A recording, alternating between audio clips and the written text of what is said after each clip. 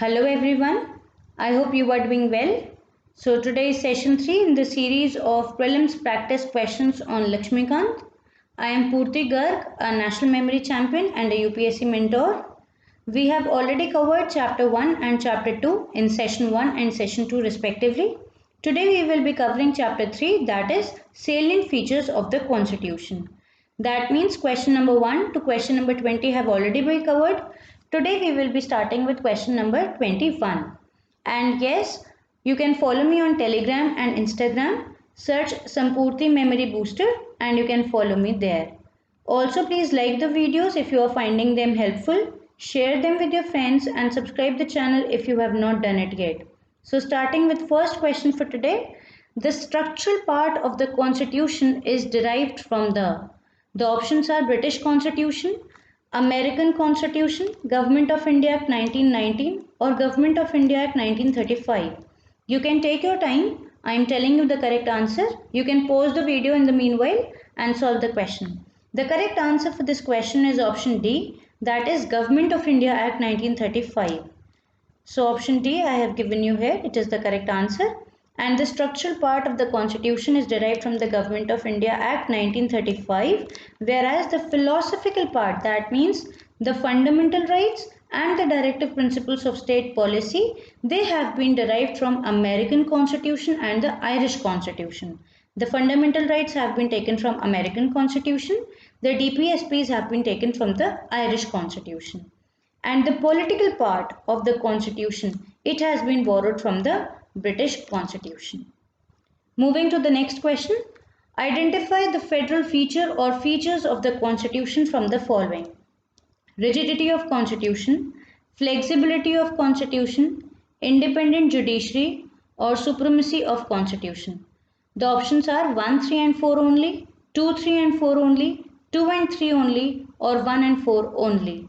So again pause the video, solve the question.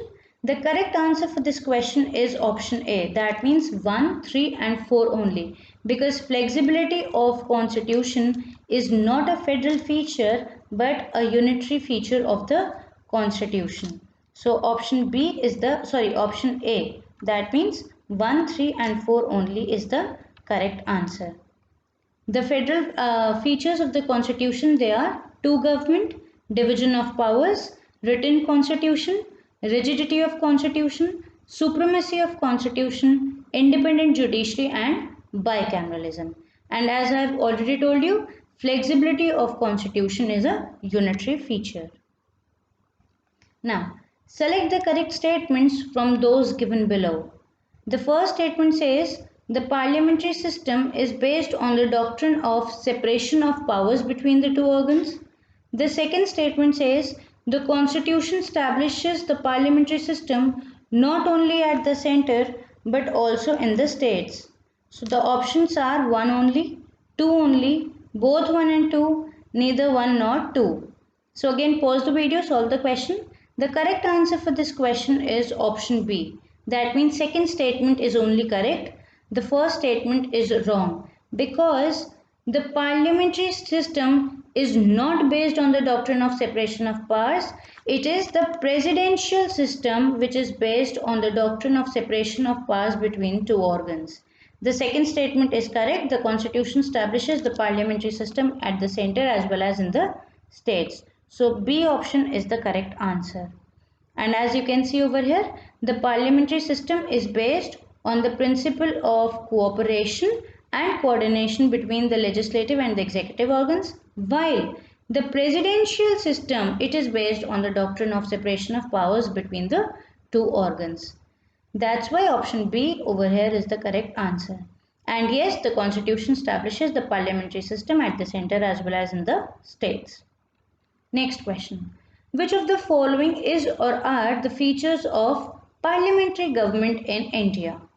Presence of nominal and real executives, membership of the ministers in the legislature, dissolution of the lower house or majority party rule. The options are 1, 2 and 3 only, 2, 3 and 4 only, 1 and 4 only or all the above. Again take your time, read the statements carefully. The correct answer for this question is option D, as all the features mentioned in the question are the features of parliamentary government in India. So option D is the correct answer.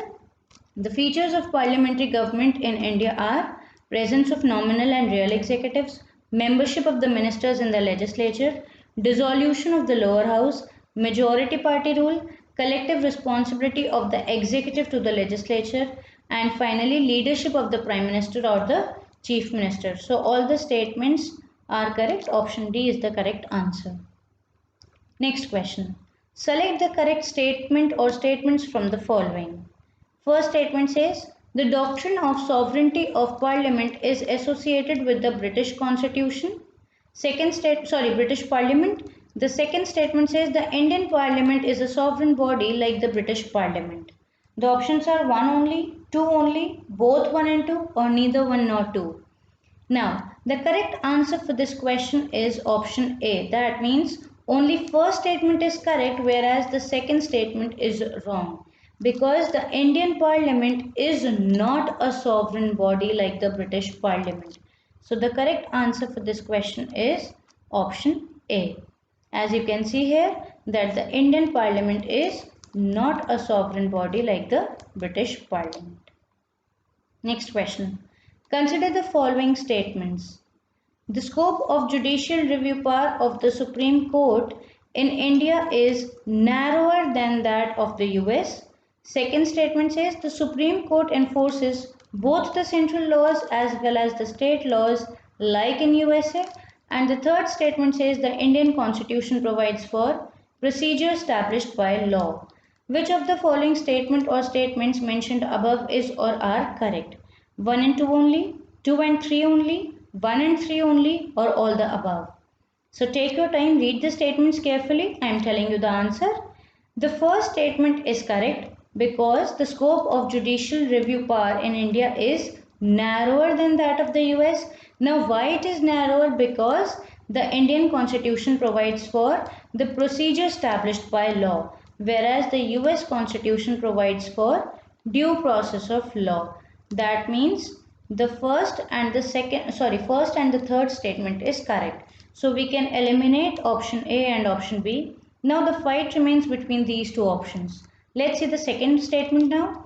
The Supreme Court enforces both the central laws as well as the state laws like in USA. So this is wrong because in USA the central laws they are enforced by the federal judiciary, federal courts, whereas the state laws they are enforced by the state judiciary. So the C option is the correct answer, 1 and 3 only, right? So these are the correct statements. It is narrower, then it is unlike in USA, and finally the Indian Constitution provides for procedure established by law. Next question.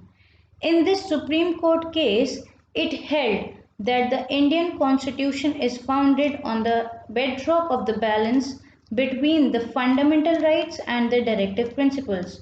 So which of the following is or are being referred to in the above passage? I am sorry, this statement is missing over here.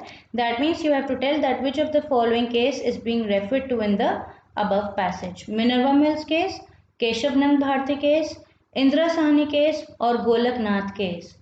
So take your time. The correct answer for this question is option A, Minerva Mills case.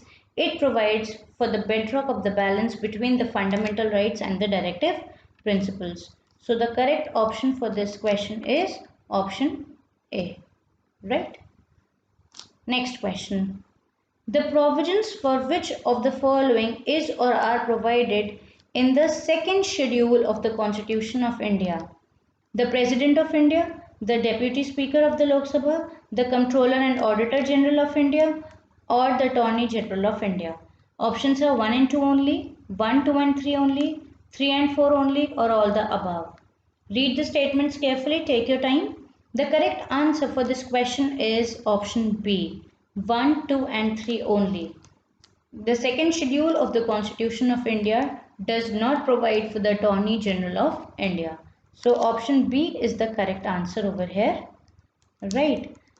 So in the second schedule, we have the provisions relating to the emoluments, allowances, privileges, and so on of the following. That is the President of India, the governors of states, then the Speaker and Deputy Speaker of the Lok Sabha, and the Chairman and Deputy Chairman of the Rajya Sabha. Then Speaker and Deputy Speaker of the Legislative Assembly in the states, and the Chairman and the Deputy Chairman of the Legislative Council in the states.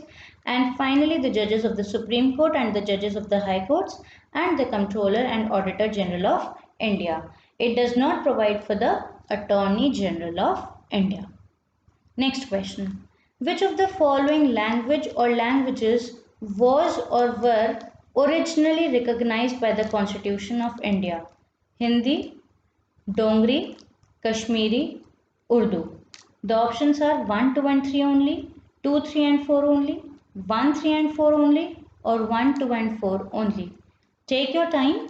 The correct answer for this question is 1, 3 and 4 only. That means option C. As Dongri, it was not there originally in the Constitution. It was added by the 92nd Amendment Act of 2003. And Hindi, Kashmiri and Urdu, they were originally over there. So C option is the correct answer. Originally 14 languages were there in the Constitution in the 8th schedule. You have to remember this 8th schedule also. Sindhi was added by the 21st Amendment Act of 1967. Konkani, Manipuri and Nepali were added by the 71st Amendment Act of 1992. And Bodo, Dogri, Mathili and Santhali, they were added by the 92nd Amendment Act of 2003. You can remember like this: 21st Amendment Act, then 71st Amendment Act, and if you add both of them, so it gives you 92. That means 92nd Amendment Act of 2003. I have taken 21st, 71st, and on adding these two I get 92nd. Right? The last question for today. Which of the following feature or features has or have been borrowed from the Canadian Constitution? The options are, the statements are: Office of Governor, advisory jurisdiction of the Supreme Court, federation with a strong center, and vesting of residuary powers in the center. The options are 1 and 2 only, 2, 3 and 4 only, 1, 3 and 4 only, or all the above. So think about it, take your time.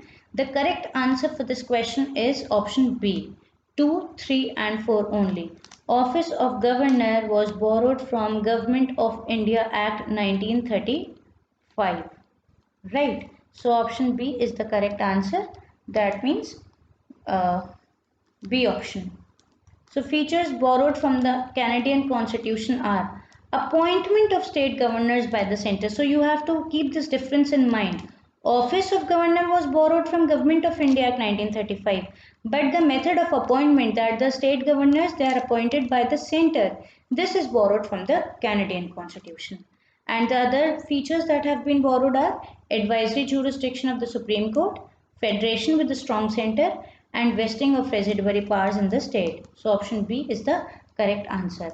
I have uploaded a video on sources of Indian Constitution where I have helped you memorize all of them with the help of memory techniques. So I am giving you the link in the description below. Do not forget to watch that video if you have not watched it yet. It will help you memorize all the features in one reading. So don't forget to watch it, and thank you. Have a good day. Please like, share and subscribe the channel if you are loving the videos. Take care. Thank you.